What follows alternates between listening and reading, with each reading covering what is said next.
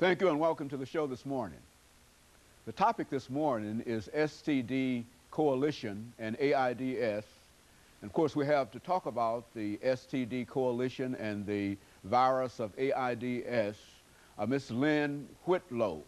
And of course, Ms. Whitlow is a director of the STD-Free Coalition in Nashville, Tennessee. And of course, Ms. Whitlow, let me welcome you to the show this morning. Thank you, Dr. Haney.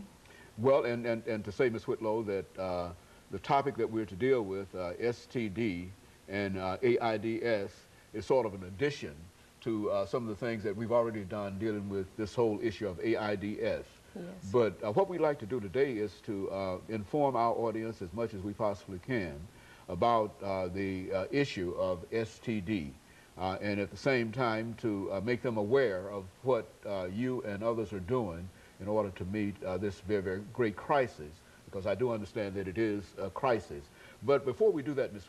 Whitlow, let's have you to give us some information about your background, your education, and some of the things that were important in terms of leading you eventually to be the director of the STD-Free Coalition, and then we'll talk about other things. Thank you, Dr. Haney. Thank you, of course, for having us on Comments. I believe this is our second time coming. The first time we came to be with you and be taped on your show was in the midst of the syphilis epidemic in 1999. In terms of my background in education, I've received my bachelor's degree from Tennessee State University. I was a criminal justice major, actually, and had minors in business and sociology. I did receive my master's degree from Cumberland University, and I've been a Nashvilleian all of my life. I think going to Tennessee State and also studying there around social issues provided me with a sensitivity to the unique issues here in Nashville, and one of them is sexually transmitted diseases, or STDs. You know, when we talk about STD, Ms. Whitlow, exactly what are we talking about? I mean, how many, give us some information in reference to identifying and how you identify what you consider to be STDs and et cetera. Well, there are more than 20 sexually transmitted diseases or sexually transmitted infections.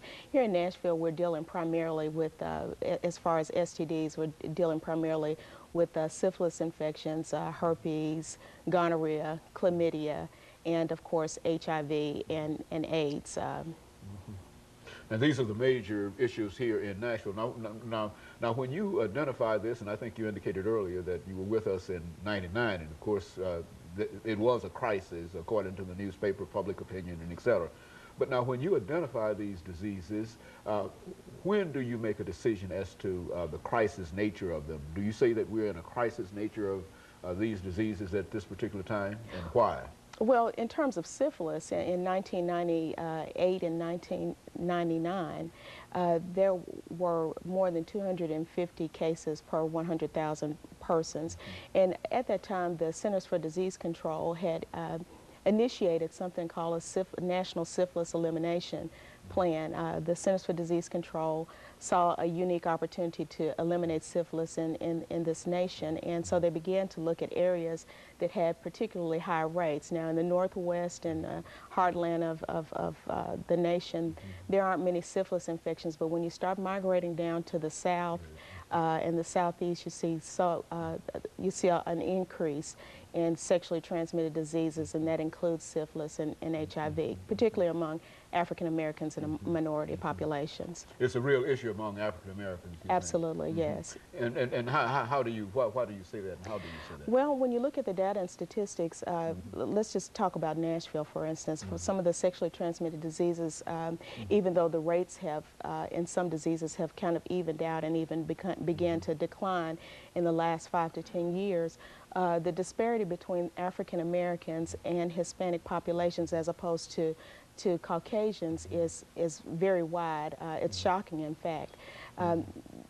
Some sexually transmitted diseases are as much as more than 100% higher among African Americans. Some are 200% higher. So I'm sure you would agree that that is a very shocking disparity. It's a real crisis kind of situation, but now it's strange that we don't hear that much, Ms. Whitlow, in reference to STD and other issues surrounding that, or even the issue of AIDS. I mean, what's the problem here? Well, I think 25 years ago when AIDS first came on the scene, we were kind of complacent with our bacterial infections and the viral infections that we most often think about, the syphilis infections, gonorrhea, and to a lesser extent, chlamydia.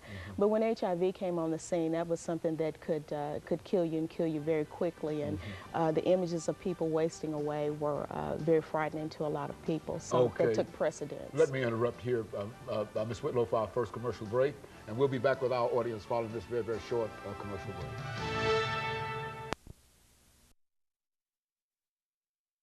The topic is